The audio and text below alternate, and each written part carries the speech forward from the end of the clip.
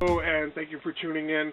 This isn't really a review, it's just really more or less my impressions of a new series that was recommended to me by Goodreads, and it was one that I had shared with you guys in my graphic novel haul. I really wanted to share with you guys what this graphic novel comic book series is about, so if you're interested in reading it, you can check it out for yourself. This is Volume 2 of Morningglories by Image Comics. I had just finished reading Volume 1, which I had returned to the library, and that's why I'm saying this isn't a book review. This is more or less an impressions video, so I can kind of tell you what it's about and introduce you guys to it. There's no way in hell I would be able to do a review of the first volume, and I'm going to tell you why now. Morningglories is about this special academy.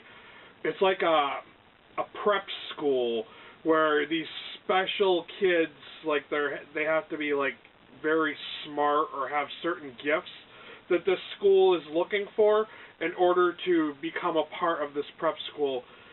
And it's really, really strange. Like, at first I was thinking that it was going to be a horror thriller. By the synopsis on the back kind of suggested that there was something lurking in the school, and it was just very elusive as to what it was exactly.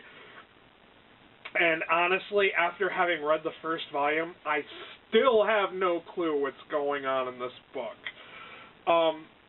Who I would recommend this graphic novel series to is anyone who enjoyed watching Lost. If you really enjoyed watching the Lost series and how it just got weird and even more bizarre, and you just really didn't have a clue what was going on, but you just kept watching it because you wanted to know what was going on, then this would be a really good series for you to pick up. Even if you're not a graphic novel person, if you're somebody who enjoyed the Lost TV series, I really think that you would enjoy this. This is something that I could easily see being translated into a CW show because, you know, all the kids are kind of like popular, good-looking people, you know. But one of the things I thought was really odd, and by all means, this is not a spoiler if I tell you a little things about the first volume that I read, because I could tell you and you could read it and you still wouldn't have a fucking clue what's going on in this book. All of these students, they're all like, at least on the one floor, they're all 16 years old.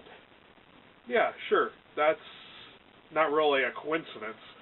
But then one person mentions that it's their birthday, and then someone else says, oh my god, that's my birthday too. Come to find out that all these kids who live on this one floor, they all came to this school on the same day, which is their birthday, which they all have in common. They all have the same birthday, right down to the year. They're all 16, and they all have the same birthday. Really bizarre, but they never explain why that is.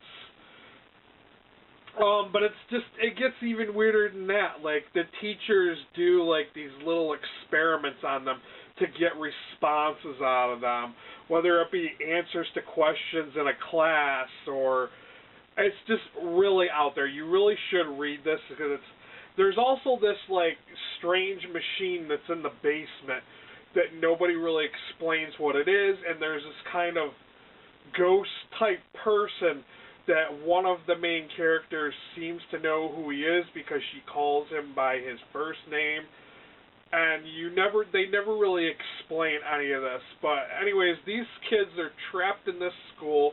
They have no communication with outside the world. They can't call on cell phones. There's no telephones. There's no email. There's no internet. They can't mail a letter even. Then there's no planes flying over this school. They are just like on lockdown in this academy. It's so strange and bizarre. And if they do manage to get through to their parents pretend like they do not know who they are. Another thing, and then the school just admits, hey, we told your parents that it's a part of the growth process if they don't take your calls, and it's really bizarre. But yes, like I said, I just finished reading the Volume 1. I've just started reading volume 2, and I think I have another volume or two that I've yet to film a haul of. But yeah, I'm kind of behind on my video uploads and filming and all that. So I just wanted to let you guys know about that series so you kind of had an idea of what it was about, because I know I mentioned it in my haul of it, and I thought it was something else that it wasn't, and I wanted to let you guys know if you may be interested in reading that series. That is all for now, and until next time. Later, guys.